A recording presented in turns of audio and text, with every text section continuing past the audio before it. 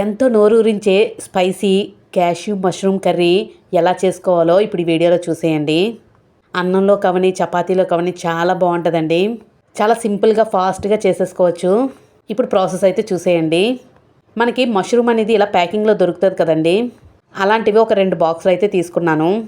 Mushroom అనేది ఫ్రెష్గా ఉండాలండి, లేకపోతే అస్సలు టేస్ట్ బాగోదు కర్రీ అనేది.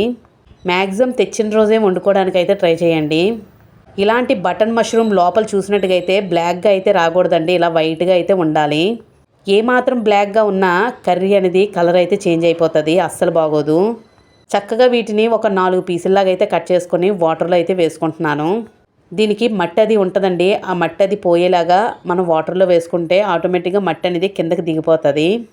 చూసారు కదా, ఇలాగ చక్కగా వాష్ చేసుకుంటే వైట్ కలర్లోని బటన్ మష్రూమ్ అయితే కనిపిస్తుంది. చక్కగా ఓ పక్కన అయితే వడకట్టుకొని తీసుకోండి. అదేనండి, జాలి బుట్టలో వేసుకొని నీరంతా పోయేలాగా పెట్టుకోండి. అయితే ఈ మష్రూమ్ కర్రీ నేను ఆలివ్ ఆయిల్తో అయితే చేస్తున్నాను. అది కూడా ఎక్స్ట్రా లైట్ ఆయిల్ అయితేనే మంచిదండి.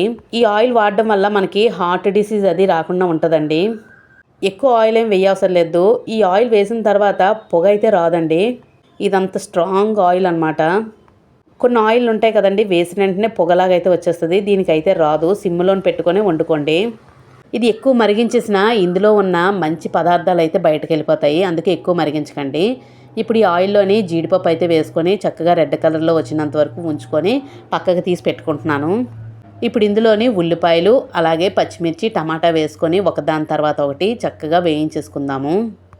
చాలా సింపుల్ ప్రాసెస్ అండి. బ్యాచిలర్స్ అవని అప్పుడప్పుడే వంట నేర్చుకున్న వాళ్ళు అవని చాలా ఈజీగా సింపుల్గా నేర్చేసుకొని చేసేయచ్చు. ఇది చాలామంది రకరకాల ప్రాసెస్లు అయితే చెప్తారు. అలా కాకుండా ఇలా సింపుల్గా చేసుకుంటే ఫాస్ట్గా అయిపోతుంది, తినడానికి కూడా చాలా టేస్ట్గా ఉంటుంది, హెల్త్కి కూడా చాలా మంచిది.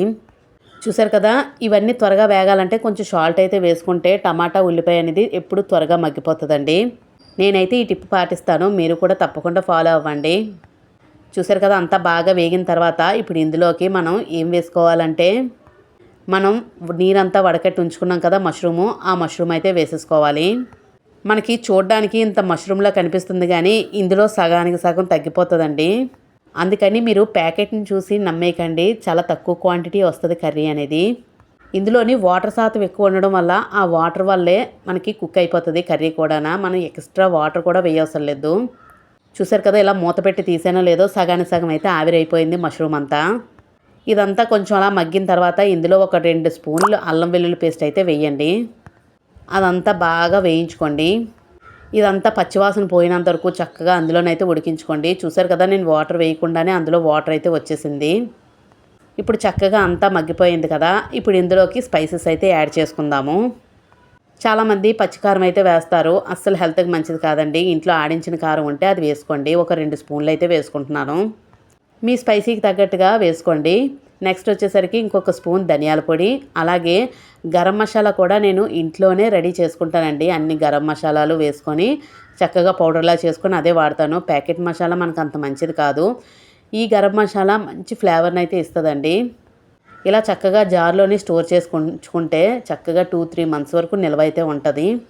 అదైతే ఒక స్పూన్ అయితే వేసుకున్నాను.